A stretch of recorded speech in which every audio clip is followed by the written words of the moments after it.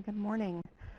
This is Victoria Beal with the LTAP Center. It's 10 o'clock, so we're going to go ahead and get this morning webinar started. It is part of our new Transportation Asset Management Tools You Can Use webinar series, which the Office of Technical Services is providing. So we really appreciate the fact that presenters are taking the time to explain these great new tools. During the webinar, if you would please keep your phone line muted while the presentation is occurring. You can do this by either pressing the mute button on your phone or pressing *6 on your phone's keypad. This does make for a much better presentation for everyone if we don't have background noise while the presenters are speaking. And if you want to ask questions as the presentation is occurring, you can put those in the chat pod, which is located in the bottom left-hand corner of your screen. You can just type the question in, and at the end of the webinar, we're going to have about 15 minutes for questions and answers. So if you're typing questions in during the presentation, we will definitely pull those up and have the presenters address them as many as we can. Also, during that last 15 minutes, you'll be able to unmute your phone line to ask questions of the presenters directly. So with that, I'm going to go ahead and turn it over to Brian, who's going to be our first presenter this morning. Good morning. I'm Brian Schleppi, and I'm with the Highway Infrastructure Management section of the Office of Technical Services. And I'm going to be joined today by Aaron Shvach, who is with our Roadway Transportation Information Management section. So we're going to start off and really talk about what this webinar series is. And it's going to be coming to you every month with a couple of new topics, an hour long, so it's not going to take up a bunch of your time. Pitch something that we think are going to be able to help you get your job done. And just by way of note, these initial webinars are really focused on ODOT internal folks, so it's not really, these versions of these webinars aren't intended really for the outside, just ODOT folks for right now. So taking care of what we have, that's the thing that we're looking at with transportation asset management tools, the tools that you can use that are brought to you again by the Office of Technical Services. So what is TAM, or Transportation Asset Management? It's it's a sound business approach to the management of our transportation infrastructure. And what we're looking at is these are sort of our goals. We want to use data. We're directed by Federal Highway and ODOT's executive management to start leveraging and using performance data for the basis of our decisions. We're after a little more consistency across districts, and we're trying to make sure that the goals that we set that we're able to achieve. Reduce annual life cycle costs. What does that mean? That means for the same investment or level of investment, maybe we get more life out of our transportation assets, a roadway, a bridge perhaps. Or we can make a smaller investment and get the same life that we've been getting in the past. So getting a little more for the same cost or getting more for less. And then we're moving towards one ODOT, right? So that we're consistent across the state and we can learn from each other, and then we can integrate capital and maintenance programs so they work synergistically to improve and gain on the condition of our overall system. And all this by looking at our data and planning as we go. Measure to manage. That's really the big focus of this. We're looking at, in the last 10 years, we've been more data focused and trying to put tools together so we can make smarter, better investment decisions to improve safety, reduce congestion, and those sorts of things. We're thinking, and it's been projected, that we can save an estimated $300 million in terms of smarter decisions that we can, by preservation, that we can throw to offset our expected funding gaps in the future. Well, how does this thing work? There's really three basic steps here. People, we've got a lot of smart, creative, innovative people, And they're going to be working on our processes and thinking of better ways to do things and learning from each other. But we're going to be enabling them by some new processes, sound business decisions that we can vet through the data that we have to take better and more informed decisions. But what really makes it rock and roll is technology. To leverage this data and make it more consumable so we can make all of this happen. So the next slide's kind of sort of what the transportation asset management life cycle looks at. We collect a lot of data, whether it's inventories or condition assessments along with our inventories. We make sure that data is clean and scrubbed, and it meets the overall, all the business operational needs of the department. Once we're sure that happens, we distribute it and make it consumable for everybody to use to where that data is used for the decision-making and funding process. And you can kind of see some things that we've put together: the collector app, the asset inventory, roadway information modernization system, mapping system. Good data. TIMS, you've used that, transportation management or transportation management systems, transportation asset management decision support tool. All these things are some of the things you're going to be seeing in the future. It's all directed towards our critical success factors. And these are the folks that are behind a lot of the work that you're going to be seeing in this webinar series. Andrew Williams, our administrator, Dave Blackstone over the road inventory section, myself over the highway infrastructure management section, Dave Gardner over the traffic section, and Ian Kidner is working real hard in our GIS area. So with that, we're going to move on to the first application, and that is our Pathway Services Pathweb tool. So before we get into the application, I'm sure many of you have already seen it before and used it before, but when we've led training on this, we've been able to show people some things that they didn't know and some little 50 little tricks to make the application a little more useful to you. But before we show you the application, let's talk about the vehicle itself. I'm going to interrupt you for a second, Brian. Mute their phone line so you can Thanks. All right. Thank you. The audio on the computer. Thank you. Yeah, please just make sure as you're joining that you've got your phone line muted, because that way, and someone definitely doesn't have their phone line muted right now because I'm hearing feedback from the computer coming across, but that cuts down that background noise and makes it a much more pleasant experience for everybody. So sorry to interrupt, Brian. Go ahead. All righty. Anyway, so what you're seeing on the screen now is ODOT's Path Runner, and it's a network, highway network data collection vehicle that has many subsystems. We're mandated by Federal Highway to collect inertial road profiles, and from those garner the International Roughness Index and report that data annually on the NHS and the entire statewide network on a 2-year cycle. While we're doing that, we've leveraged it with a digital photo log, and right now we're giving 40 views at 200 shots per mile. We've got a high-end precision DMI, or distance measuring instrument.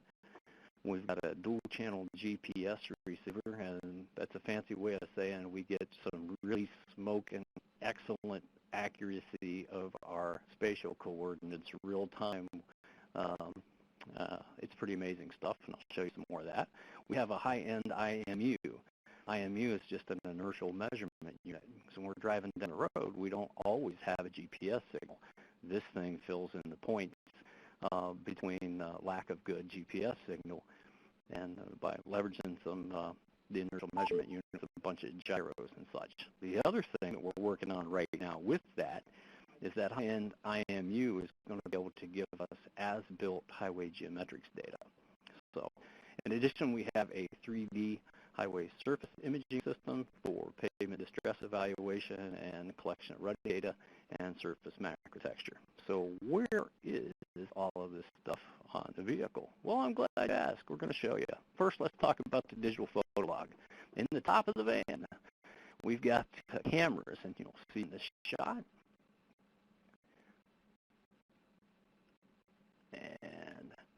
There's the cameras inside the van. This is where the front, left, and right shoulder peeks out this top window. It's got the hood shrouded around it, and you can see the lenses, at least right here, of one of the 3 cameras.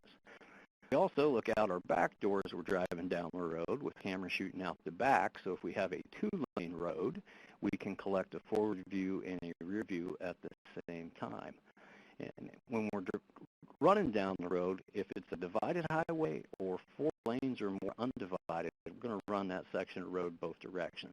If it's a 2-lane, we're only going to collect in one direction because we feel like we've got plenty of view going both ways. This is what the van looks like on the back. So I talked about this precision distance measuring instrument, and that's right down here. It's just a precision pulsing encoder that gives us very accurate as-travel distance from the wheel. This is our laser-based macrotexture sensor. It's just a 2-dimensional, very fine footprint laser that measures the openness or the macrotexture of the surface of the road, which is a big component of friction, and we're going to be leveraging that in our friction management program. And this is the big system, the 3D downward imaging. So this is a laser that sweeps. It has a footprint of a little less than a millimeter in width. That sweeps, and we make a new sweep every 2 millimeters down the road. We stitch those together to give you the 3D downward imaging. And when that laser sweeps, these 2 box units on the side capture half a lane, and they stitch all those things together. So we'll show you how that works here in a minute. This is a side view of the van. I talked about the dual channel GPS receiver. This is our receiver right here. This is a blow-up of it, and you see this little antenna next to it. That antenna is tied to ODOT's virtual reference system, so we are able to real-time remove GPS drift from satellites. And when we get the signal, I told you about that inertial measurement unit, and that's this little white and blue box here that's mounted on the floor of the van. It keeps track of where the van is in space in all 3 axes at all times. This is what the inside of the van looks like. For each camera, each subsystem, we have a computer rack in the back. Each camera, macrotexture, 3D downward imaging, all those systems have a dedicated computer that work off a local area network computer, or the main computer is the profiler computer.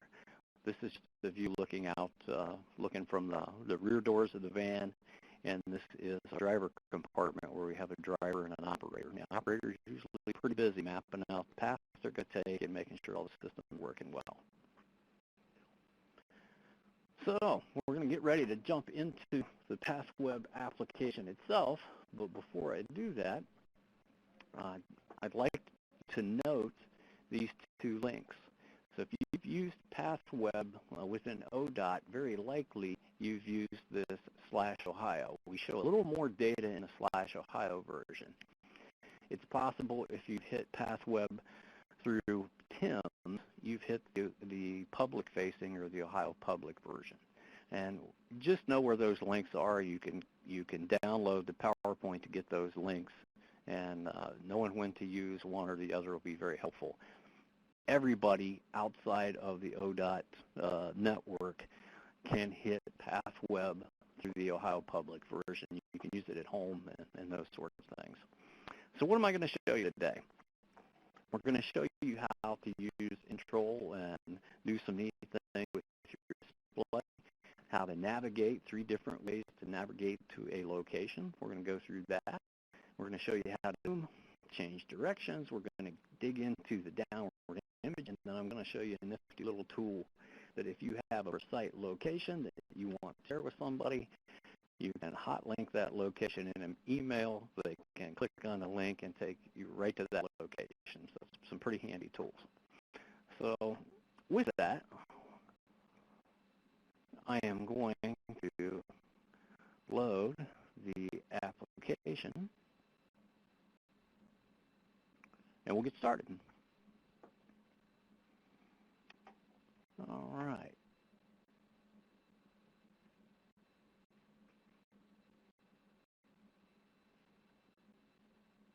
All right, so this is the ODOT Internet page. And the quickest way I found to get to our Pathweb application is to click down here at Miscellaneous Resources and then slide over clear to the right to Pathweb Digital Photolog Images. So if you've never signed on to Pathweb application before, this is the first screen that's going to pop up. And I just want to take you through how I can configure this screen. The first thing that you would do is click on Find Road section. So this is the drop-down method to get to a mainline highways current. So it's going to be the most recent cycle. It takes us 2 years to complete all the mainline highways. So next, we want to pull up a particular section of road. So first thing I'm going to do, let's go to District 7, because we've got them sorted by districts, and then we have them sorted by county. So let's look at Montgomery County. And then I can hit the drop down for a route. So I can slide through here, see all my routes. I want to look at 75. Now since 75 is a divided highway, I have 2 sections to look at, an up direction and a down direction based off the mile markers. So let me look at the up section, or direction, 0 to 24. And at that point, I can leave it at 0, or I can type in the particular mile marker that I want to look at. And I've got a few particular things I'd like to show you, so I already know where I want to go. So I'm going to hit 14.90. I click OK, and that launches me to the location, but things look a little funny here. I'm not seeing all of the image, and it looks like I'm zoomed in. So the first thing I'm going to do is I'm going to click on the side of the GPS map, and I'm going to shrink it down a little bit. And I'm going to click on it and slide this thing over to center where I'm at. Now I still don't see my entire front view image. So as long as you see that you've got this little box that looks like a frame with the corners around it, I can attach my mouse to one side or another, click on it, and move it, and it'll lock that image into the correct aspect ratio. So I can drag it from the bottom or the top, and everything is scaled as it is, right? But I'm not seeing a whole lot, so let's add the left and right shoulder view, and for my convenience, I want to stretch this thing out across the width of my screen. So depending on what your screen size is, that's what you're going to want to do. Customize this thing to make it meet your needs. Now the first thing that we see on the bottom of this view, it tells us what county we're in, Montgomery, what route, 75, the milepost, 1490 is what I typed in. Now that's your county mileage, even though on Interstate 75, the route sign and state mileage, you do everything on the ODOT business rules in terms of county mileage. So this is a county true log mileage, not the state mileage. So we're showing county and not the state mile marker of somewhere around 56. The date the data was collected, July 27th of last year, so it's about a year old. It shows that we were going in the increasing or up direction according to the mile markers, and this gives you the spatial coordinates of this location. So we've got some image control tools down here. It's just like your VCR. And if you happen to be at a location in ODOT where you don't have great connectivity, a little tip is to don't show as many images or don't click on all the little buttons at once. But whatever you do, you probably want to crank your play speed all the way up. And then it's just like your VCR buttons. You click this for continuous play and you're rock and roll down the road. I can click once to stop. I can click the reverse button to back up. And there we go. So at any point and on any image, I can click my mouse on the image. Let's see, I can't see what that sign says. I roll my mouse wheel forward, and I can see that at 57, we've got Wagner 4 Road and 3/4 of a mile, or Needmore Road in 2 miles. So I don't know if I quite read what's on this billboard, but you get an idea how this works. probably the closer I get to those images, the better off I am. And then I just roll the mouse wheel back to get to the full image. There are some other views. We've got the rear view. You come over to image control, click on rear view, and it shows what it looks like looking out the back window. And again, if you want to fill up your screen, I can click off this little dude that makes it look like a frame, and then I can change my aspect ratio and kind of fill up my screen. So it's whatever your user preference is. But again, I can click on this image, and I can roll in and take a close-up look at the front end of that car, even read the license plate. So there's some options. There's some options there. So as I told you, maybe I'll leave that rear view on. I can drive down the road, but if I see something, I'm like, hey, I want to see what that bridge looks like on the opposite direction. As long as we've collected the opposite direction, this little change direction button will not be grayed out. All I have to do is click on it, and boom, I'm looking, coming up on that bridge in the opposite direction.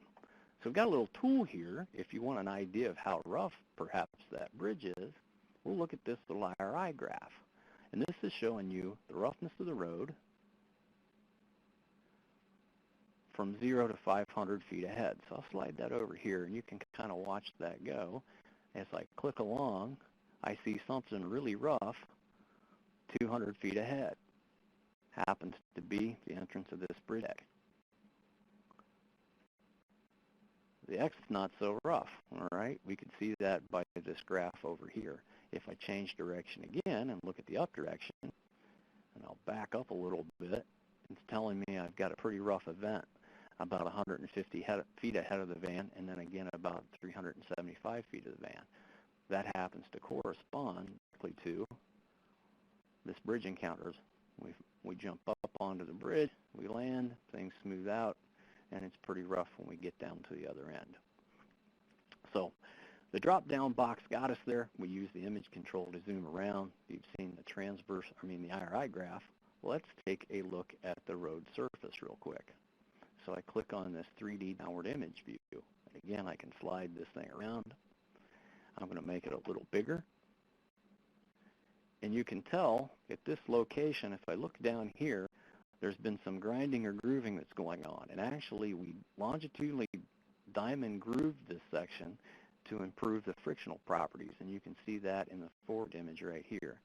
I can click on this image. I can zoom in. And you can begin to see those saw cuts that were made into the 3D surface. Now, the surface image is a black and white 2D pixel image. And the surface elevation on the right is actually the 3D. So as long as you don't lose too much granularity, I can move over here and I can see those grooves that are cut into the edge. And that's where the edge of that pavement was getting up to that lane line where they quit grooving. And you can see that very distinctly here. So that's just some of the power that we have with this 3D downward image. I'll show you that again here in a minute. But there's two other ways that I can get around to look at navigate a location. If I click on my GPS window, I can zoom in. I can pull this thing over. Another way to switch directions is just click over here on the red section I'm on. I'll click on any other sort of pink or purple section, snap on it, it'll take me right there. And if I zoom back and I have an idea from an aerial map view of what route I want to look at, maybe I want to look at this route over here, near this road, I would just click on it. It jumps me right to that section. So that's how that works. But wait, there's one more. We have a mile marker scroll bar at the top. So if I go back to I-75, and that was a little over 24 miles long, and if I get to the right route, because I don't think that's 75, here we go, now we're on 75. You can see I have 0 down here, and I have 24.4 up here. If I know there's a specific location by county route log that I want to get to, let's say it's at the 17, I'll just slide down here until I get to the 17-mile marker at the top of the screen. There I am, right about there. I click, and that's my 17-mile marker. So those are 3 ways to navigate: drop down, the GPS map, and then the mile marker scroll bar. we showed you how to zoom, use the aerial map. One more thing that I want to show you that we spent a lot of time working on, not only do we have mainline highways, if I click on this Find Road section drop-down, we keep 3 versions or 3 cycles of the data that we've collected. Again, it's 2 years per cycle, but we've also created a ramp and interchange file. So this is non-mainline. And we didn't include it with the main line because things would get extremely busy. So let's just look at the ramps and interchanges in District 2. Instead of the county, I now have an interchange description list. And there is a help file you can go to. I can click on this blue link, and it gives you the full description of all the interchange IDs, what their numbers are, and so on and so forth. Let me go back to Pathweb.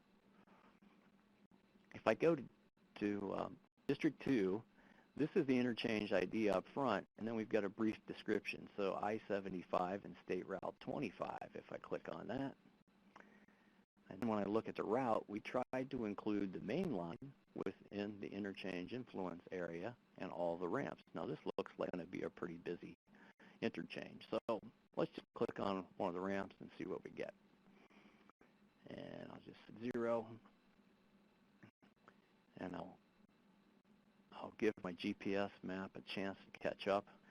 So if we included all the main line with all these interchanges that are close together, it gets rather busy. So again, this is a fairly complicated interchange, but we've got all of the ramps listed down below. And what we try to do is if a ramp starts without an acceleration lane, it'll be at the adjoining street, which is right here. That'll be what we call 0. And let me turn the rear view here for a second. And then we simply just drive a ramp. And if you want to look at another ramp, you can click on it or use the drop down to get to it. And we would drive up that ramp. So we thought this would be helpful, particularly for some of the maintenance folks. If they've got new staff that are learning how to run their snow and ice routes, you could visually see these things. If you want to see a loop ramp in the next interchange, you just move up to it, click on it. There we go. I can back up the ramp. That's where we're starting. Go forward. And that's what we end. And what we try to do with most of these ramps, begin so you can see the acceleration, beginning of the acceleration out the front. And if I click on the rear view, you'll be able to see the very end of the decel out the back. Case is a little different because that ramp kind of ends in a lane that continues on. But we thought the random interchanges would be helpful for you. So I've showed you how to change direction, use the mile marker scroll bar to zoom around, look at mainline, and look at the downward imaging, and look at earlier versions. Let's take a look at a couple specific locations. So I'm going to hit my Find Road section. I'm going to look at the previous set of data that we collected, because sometimes I want to go back in time and see what it looked like a few years ago. I'm going to go to District 1. I'm going to go to Wyandotte County, and I'm going to pull up Route 294. So I find it, and then there's a specific section that I want to get. It's around the 931, so I'll click on this section, and I'll type in 9.31. And then I just say OK. Now you see something a little bit interesting here. If I back up, and this is a little point here, some of these images out the front between the front and the left or the front and the right, you have gap and overlap. That's why this little garden tractor here appears to have 6 wheels where it really only has 2 axles here. That's just a function of when objects are really close to the van, we get gap, and when they're farther away, we get a little overlap. But if I back up, we see like we've got this very creative transportation vehicle with a garden tractor and a trailer, and we've got a high-end luxury seating on the back. If you want to take a closer look at it, again, we can zoom. And look, it even has a child seat, and they're strapped down with this seat belt side to side, okay? Don't know if it's totally legit or not, but you never know what you're going to see on the highway, right? So if you want to send this image, and let's go on and see if we see this out the back. Hey, there it is out the back. They're safe. They got a little red flag on the back and lights, and they're even looking behind themselves. They might want to put some rear view mirrors on that thing. Anyway, if you want to share this location with someone, we can back up a couple clicks so you can see it out the front view. Maybe we'll go to here, get the expression on their faces. We would say, share this location. Click this button. You can send it in an email or copy it to your clipboard. If I send it in an email, it automatically launches my mail program, and my other screen shows that my mail's popped up.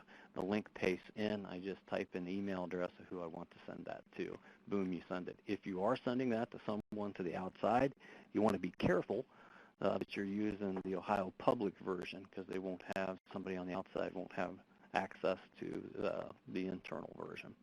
So I've showed you just about everything. I've got one more thing I want to show you that has to do with threading and our 3D down imaging.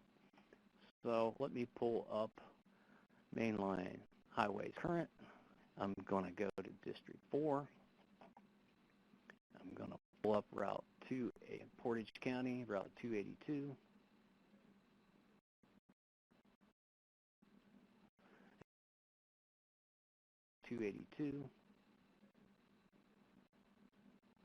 And I'm going to look about the 2.4 mile marker. Let's type that in there. It launches.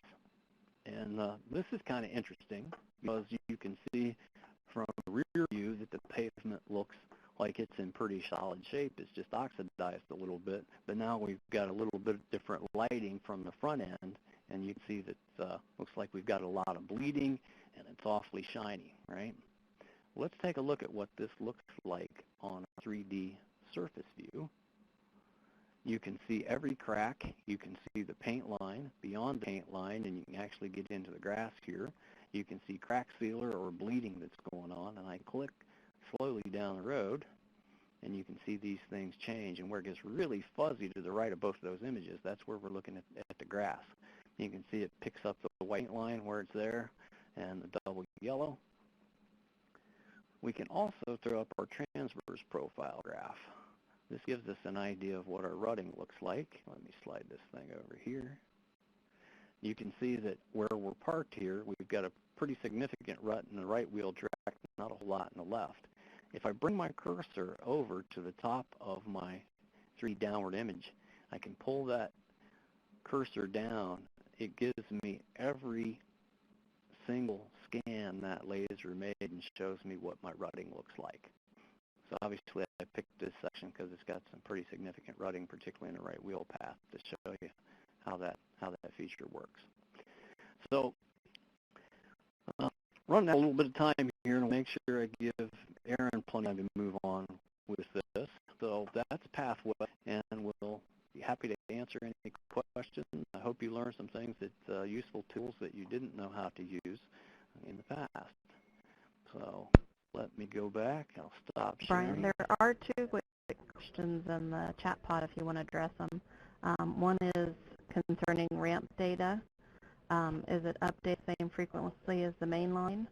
And the other one is, what does the asset box show in the image control windows? Oh, thank you. So in terms of the ramps, that took us a considerable amount of time to run because they're difficult, particularly when you get into the spaghetti up in Cleveland, Akron, Cincinnati, some of those areas. So it takes us a lot of time to map those out. That took us about 4 or 5 years to put that together. Our plan is this fall to begin a new cycle of those. So that may take us another 3 or 4, maybe 5 years to get that done, but we want to update those. The main reason is we've got that upgraded IMU because we want to be able to capture the as-built geometrics data on these ramps. In addition, after we capture that, we want to use a sister application to start getting the barrier inventory on our ramps and the overhead sign structures, because right now we just have those assets on our main line and not our ramps. So the other question is, what does the asset box show in the image control window? It's like, oh, I stopped sharing. Let me see if we've got time. I will go back and address that at the end if we have some time. I don't want to cut Aaron short now. Sounds great. Thank you. Aaron, did you want to go ahead and kick things off for your section? Yeah, I'm just going to look for my document. Load it. I'm working on loading your PowerPoint up for you. Oh, are you? Okay. I'll just wait here.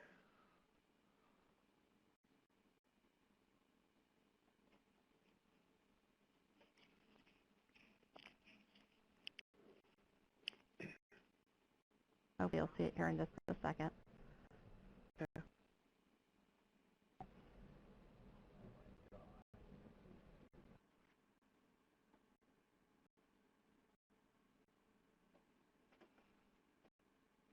While that's going on, I'll try to address the question that what does the asset box show in the image control window. Our sister application in Pathweb has the ability that we can go through and actually what I call do asset extractions, and that's what we did to build our barrier inventory, and we used that tool to build our overhead sign inventory. If we're using the current images where we extracted those assets, we can click on that box, and as you drive down the road, little boxes will be drawn on the assets that we extracted. The problem we have with that is once we update the images in a new cycle, those locations are no longer attached. So we're trying to leverage that by building those inventories and putting them in a separate relational database for the business owners to keep and maintain. And that was perfect timing, so I think the PowerPoint just loaded up. It did. Aaron, are you good with the tools on the bottom left corner to go ahead and start moving forward? Yeah, I am. Okay, thanks. All right, thank you. Hello again, everyone. Good morning. My name again is Aaron Shvach, working for the Office of Technical Services. Today I'm going to share with you a new application that is not rolled out just yet, but will very shortly. And when we do, we will be sure to let everyone know. Again, the tool is Road Analyzer. And I'm just going to flip through some of these slides briefly, and then I'm going to share with you guys a live demo. So the Road Analyzer is a straight line diagram, contains a database-driven, interactive straight line diagramming environment with an integrated location map and video log display. Data display in this browser-based application is placed using linear referencing methods database. There are many different applications that go along with this application, and I'm going to demonstrate some of those map display and video log. So when you do pull up Road Analyzer for the first time, you're going to see a couple different options on the home menu. And when we get into the live demo, I'll go through those a little bit more in depth. But in general, you're going to have one main option. Let's see if I can get the draw tool right here. And you're going to have a drop-down menu, and you can pick your jurisdiction, your county, state route, based off of if you pick state route, interstate, township, county, you will then have a certain number of routes that you can choose from. After that, you'll pick the state and local suffix, cardinal, non-cardinal direction, hit apply, filter, and then analyze the route. We also have options where you can use the query builder, as well as this application, you can utilize it on a tablet. So if you have an iPad or Android tablet, you can use it on that out in the field. So using the GPS, you would hit my location, give a few minutes, hit find, and it would actually pinpoint a dot based off the location of where you're standing out in the field. Now, if you try this inside the office, the GPS doesn't always find your accurate location. It sometimes gets you close, but it works a lot better out in the field. We also have a map which you can actually click on a route, and after you click on that route, it'll zoom you in kind of like I have displayed here in the PowerPoint, highlight that route. You'll have a green and red dot for your start and end locations, and then the yellow dot is where your location that you clicked on. Once you do hit Analyze Route, you're going to be brought to this straight line diagram screen. The top part is where you will see your straight line diagram with your state and county log points on the top and the bottom. Then you will see a little shield for symbolizing what route you are currently on with the start and end points as well. And then you have layers depicting information that you can utilize to help your everyday needs. We have information such as street names, your surface type, through lanes, urban area, also if it's a divided or not divided highway, base type, lane width, PCR data, many different options, and I'll share with you that live here in a little bit. We're also going to create templates. We're going to create a couple ourselves to try and help you not have to worry about going through the functionality and clicking on the certain layers that you may want to use. So we'll have like a maintenance template, pavement template, and a planning template, as well as a default template that you can click on, and you don't have to worry about messing with that. That'll be all set. You can just pick the route and go from there.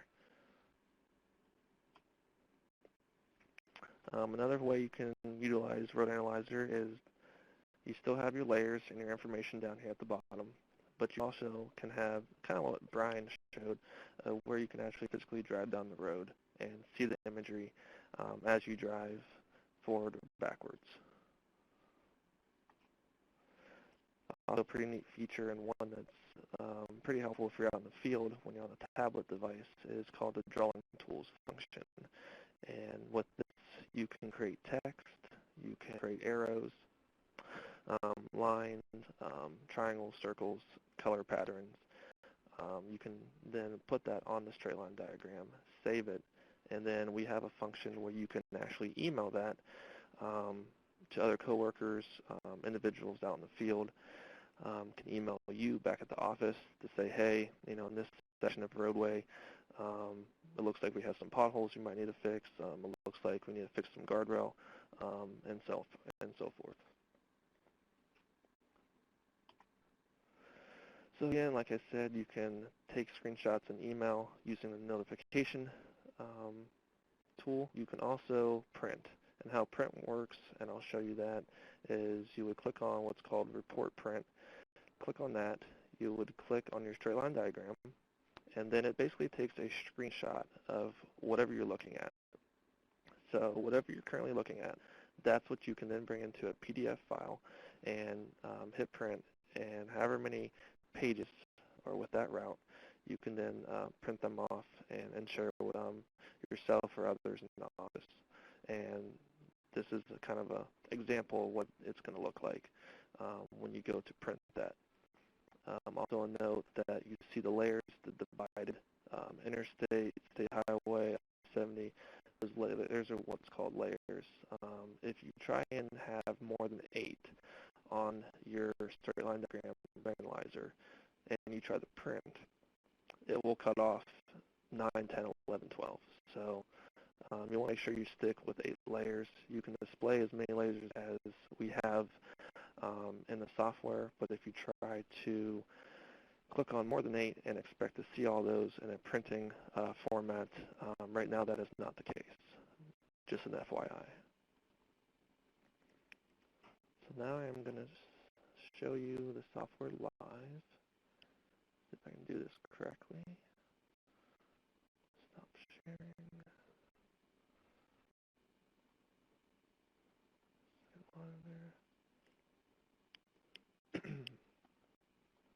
Looks great. We can see it. Can everyone see my screen? Yep, the Okay. Ohio Road Analyzer. Yep. All right. So when you do click on the link for Road Analyzer, this is the home screen that you're going to see. On the right-hand side, you can see I have a live map, which you can click and drag. zoom in, zoom out. Right now I'm just in Columbus.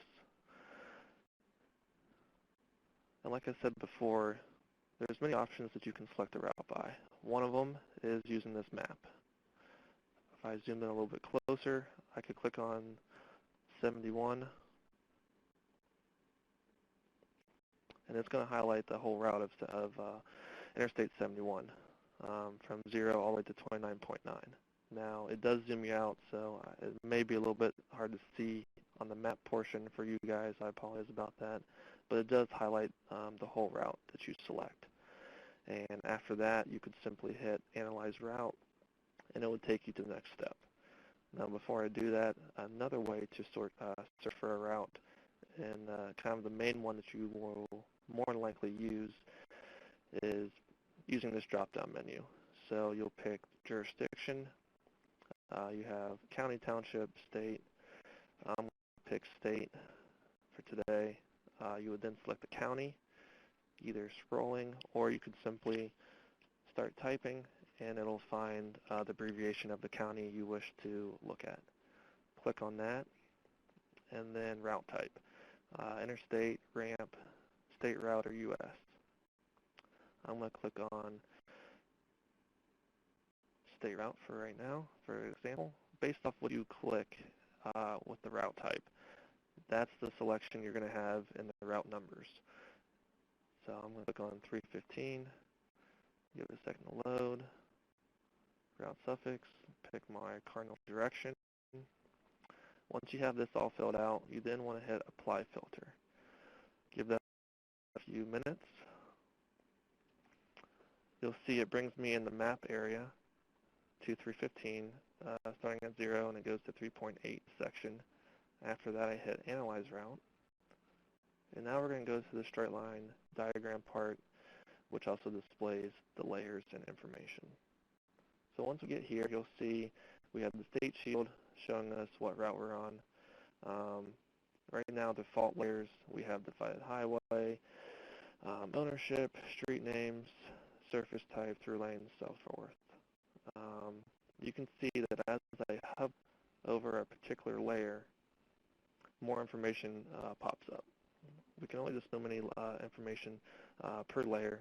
So if you would click on, say, surface type, it's going to show you both surface type left and surface type right for that particular route. For this instance, it's the same. In some cases, you may have different information as well. Say I want to click on PCR.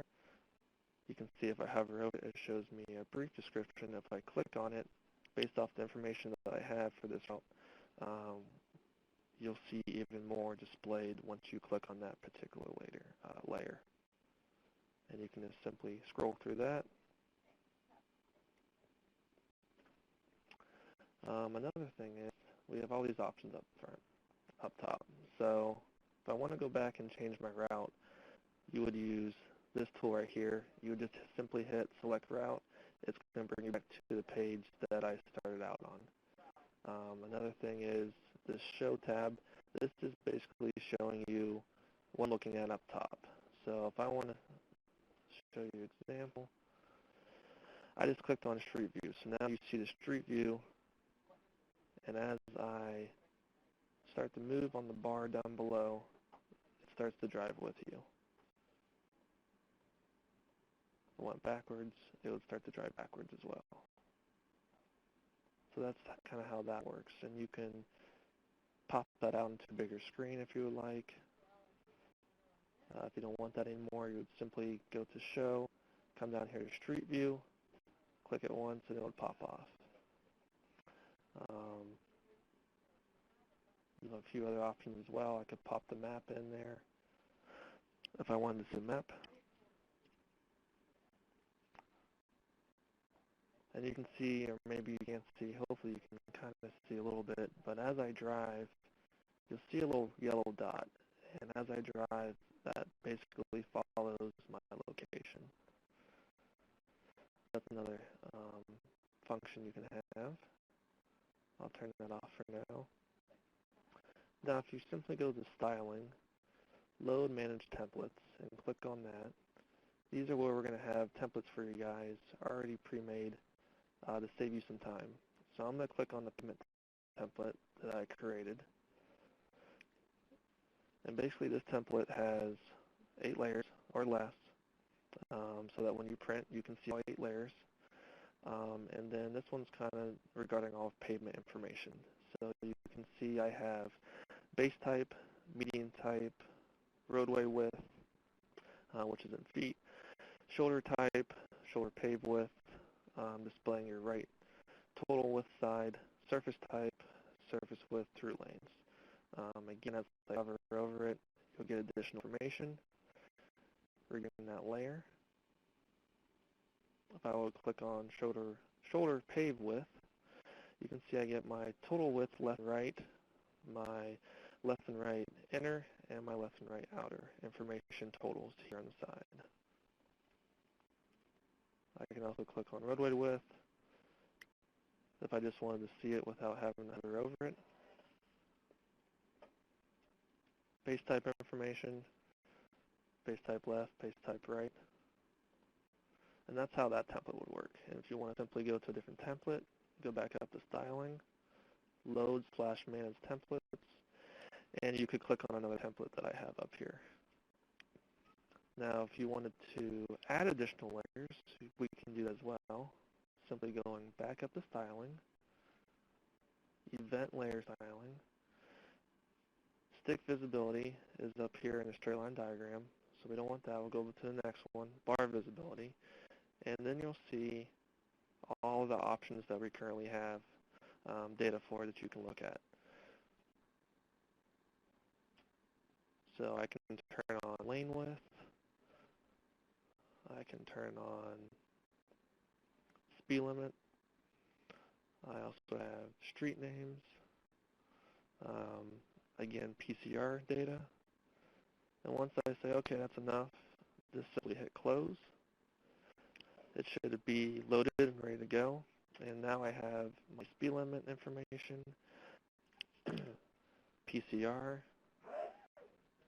lane width, street name. So some pretty cool things there with the layers. And say, okay, maybe I have too many layers displayed, I want to turn those off.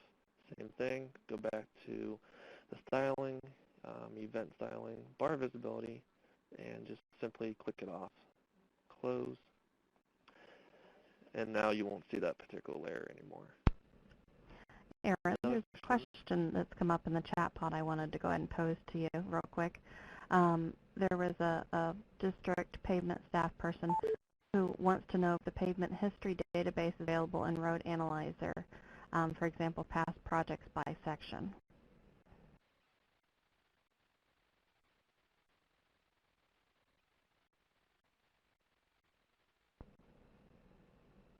Are you there, Aaron? Yeah, I'm listening to the question. Okay. All right, just wanted to make sure we hadn't lost you.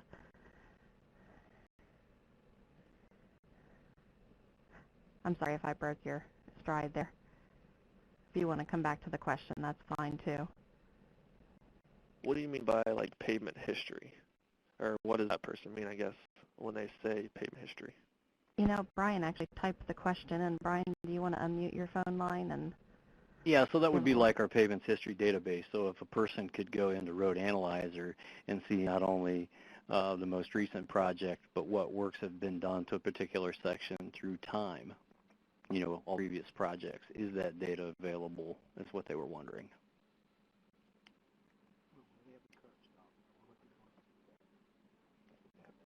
And this So right might now be we a only question. have, I'm sorry, go ahead. no, you're fine. So right now we only have the current stuff, but we are looking at integrating the Pweb information into Road Analyzer. Right, Just and there to was clarify. one other. Yeah, I'm yeah, sorry, go ahead. that I'm sure that answers their question, Aaron. Thanks. Okay, you're welcome. There was one other question that had come into the chat pod real quick. Are the interchange details still going to be available? They wanted to know at a interchange Okay, so I was asking about interchange details. As a ramp interchange, this ramp called ramp R and ramp T. So exactly what was the question? So Aaron, what they're saying is in our old straight line diagrams, we had Right. detail pages that might show an interchange diagram and all the detail what's going on there. We will have that actually. That was my next thing. I can share that now.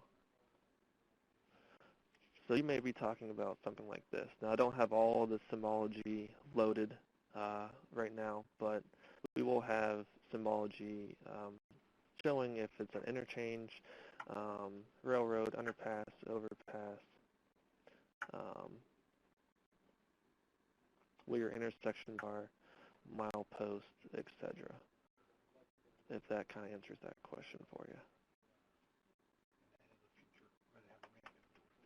And in the future, we will have a ramp inventory for you guys to look at in Road Analyzer.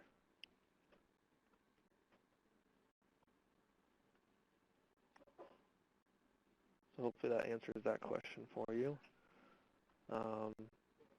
Again, going back,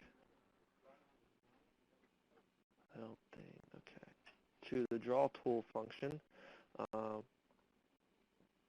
One you can utilize either at the top or in the field. You have your draw tools. Once you load the draw tool function, you simply have the ability to create different shapes to highlight certain areas in the road, move those to different locations in the roadway. So things like arrows, by simply using your mouse and clicking, as well as I can create text.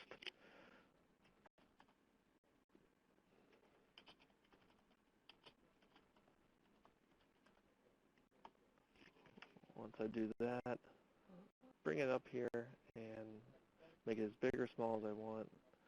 And then you can simply save this image, and like before I was saying, you can email this, and it will take a screenshot of the whole screen that I'm currently looking at now, with what I wrote on the screen as well as all the layers that I have selected.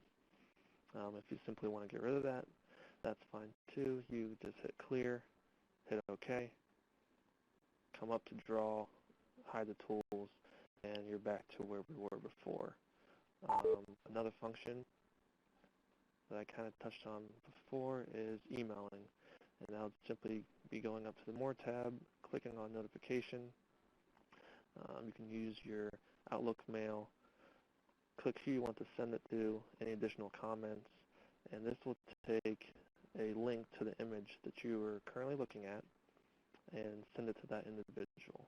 And once you hit send, then that person will have what you were looking at as well. Another option, if you come up to more, is what I called and talked about the print function. The print, you simply come up to the More tab. You would hit Reports. Reports not available. Oh, that's why. Because I already have it up. Once you click on Reports, you would hit Straight Line Diagram, click on the function that says PDF, load that. I brought this up originally since it takes a little bit of time. But you then have your PDF based off the route that you have selected. And this is kind of what the print function will look like once you open that up. You have the date in which you will print that document, how many sheets near the bottom right, shield displaying the route, NFID number, begin and end mileage, as well as your straight line diagram. And again, like I was saying before, as long as you have no more than 8 layers opened up, it will display those layers on the print page as well. If you have more than 8 though, it's going to cut those off, just a FYI. Aaron, just a quick update. We just have a few minutes left until 11 o'clock, and there is one additional question in the chat pod if you want to take it. I can read it off to you if you'd like. That's okay. Okay. Let me just take a look at that real quick for you.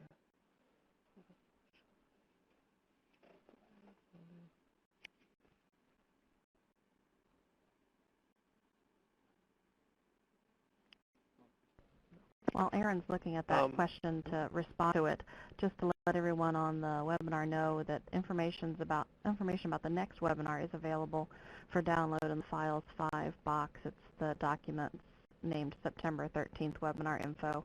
All you have to do is click on that file name and the download file button will become active, and it gives you details and also a link to register for the next upcoming webinar. It's all yours, Aaron. Thanks. Yeah, thank you. Paul, regarding to your question, no, not at this time. Maybe in the future, but at this time, it does not. So again, since I'm running short on time, along with this application, we also have a help document, user's guide that you can look at as well. We will be probably giving additional training here later on. And you also, real quick, have a links tab at the bottom left. Brian demonstrated to you Pathweb. If I would click on Pathweb based off the location that I'm currently at on Road Analyzer, it would bring me to that location in Pathweb, and you could drive down the road and, again, use all the tools that Brian demonstrated with it. We also have another one called Map Channel. I'll click on that one real quick.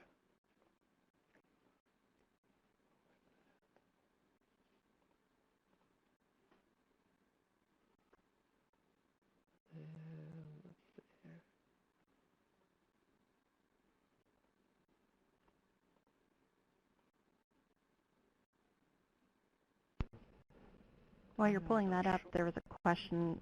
They want to know when the tool is actually going to be live and in production.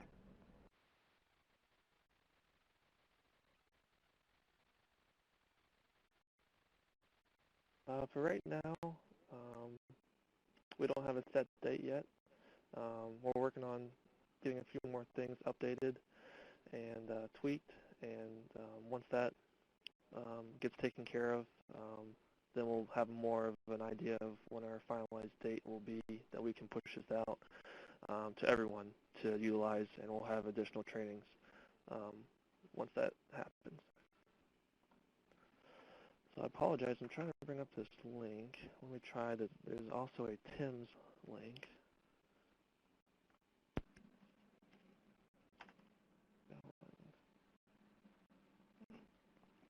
Sounds like we're getting a message pretty loud and clear that when we do roll this out, we need to try to make sure we have the Pweb data available as a layer in this, and we need to look for a solution for the detail pages of the straight lines. So that's good feedback that we've got.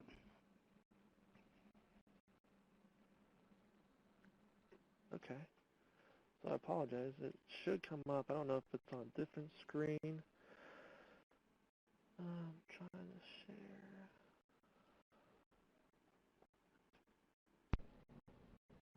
And it looks like we're at 11 o'clock. I think what we can do is, for those that have other commitments, we'll let you go, and we'll thank you for the participation in the webinar. And feel free to give us any feedback you have, positive or constructive criticism for us, so we can improve the series. And I might just ask that if you want to stay on board for a few more minutes, Aaron could probably give a little more tour of the new Road Analyzer application. Yeah, thank you, Brian. So We'll keep going as long as you guys want to talk about it. And we are capturing this as a recording, so if you do have to sign off, a link to the recording will be sent out to everyone who is on the webinar sign up in about 3 weeks. So for those that are still with us, like I was saying before, based off your location that you're on Road Analyzer, if you come down to the bottom where we have the Links tab, and I have selected to open up in what's called Map Channel, Google and Bing, you will have this screen pop up. It gives you 3 images to look at based off the location that you are at in Road Analyzer. And once you get to this page, you can start driving down the road and seeing as much information as you want. Once you're done looking at the Google Maps screen, it's a separate window, so you can simply just close it, and you'll come back to the Road Analyzer screen. You can go back to the links, and if you are familiar with the TIMS application, we also have a link to that. Simply click on that,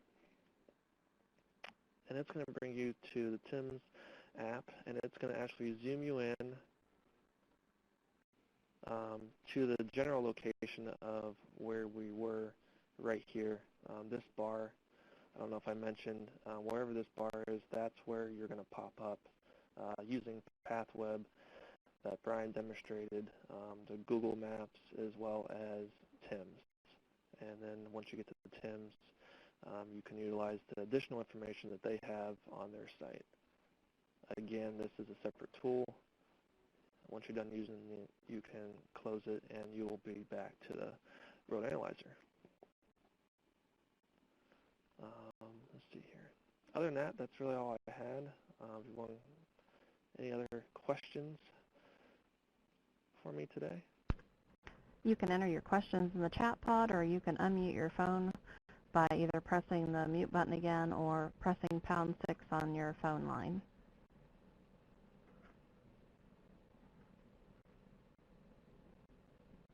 Okay, I take it from the silence that, well, we do have one person that's typing in the chat pod. We'll give them a second to go ahead and finish typing in. But will this have culverts identified too? They'd like to know. Yes, we will. Great. Are there other questions? If not, and you come up with questions later, you can always feel free to email the presenters. And as I had mentioned, a recording of this webinar will be made available in about